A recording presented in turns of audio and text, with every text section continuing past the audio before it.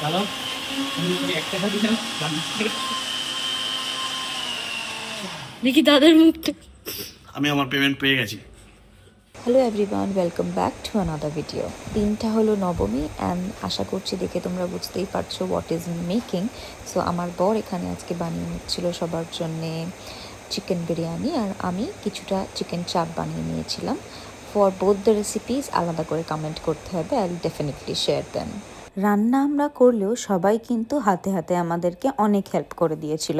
লাইফের ব্যস্ততার কারণে সবাই কিন্তু সবসময় নিজের ফ্রেন্ডস আর ফ্যামিলির জন্য টাইম বের করে উঠতে পারে না, but what makes Puja festive exactly এই মোমেন্টগুলোই। এই যে ছুটির মধ্যে সবাই নিজের ক্লোজ ওয়ান্স, ফ্যামিলি, ফ্রেন্ডস সবার সাথে দেখা করার সুযোগ পায়, টাইম স্পেন্ড করে, মেমোরিজ বানায়, এইগুলোই তো actually essence of life.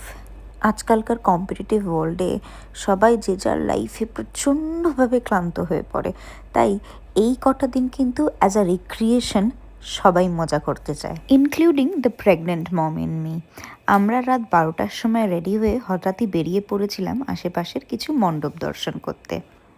Baruipur, Narendrapur, Garia, Patuli এই সব এরিয়াতে যেখানে রাতের দিকে ভিড় হওয়ার চান্সেসটা একটু কম পেতাম। প্রপার কলকাতা না হলেও সাউথ 24 পরগনা কিন্তু কিছু কম যায় না। অপূর্ব কিছু প্যান্ডেল দেখে নিয়েছিলাম আমরা এই দিকটাতেও। আর তোমরা ভিড় দেখে ভেবো না যে আমার কোনো অসুবিধা হয়েছে এই ভিড়ে, কারণ আমার ফ্রেন্ডস আর ফ্যামিলি যারা আমার সাথে গেছিলো তারা কিন্তু বডিগার্ডের মতন আমার চারপাশ ঘিরে আমার সেফটির পুরো খেয়াল রাখছিল। আর এটাই হলো পাটুলির সেই ভাইরাল মণ্ডপ। মণ্ডপ থেকে বেরোবার সঙ্গে সঙ্গে দেখি বৃষ্টি চালু হয়ে গেছে, আর আমরা ওখানে হালকা ভিজতে ভিজতেই বাড়ি ফিরে এসেছিলাম। আজকে এইটুকুই, আবার দেখা হবে পরের ভ্লগে।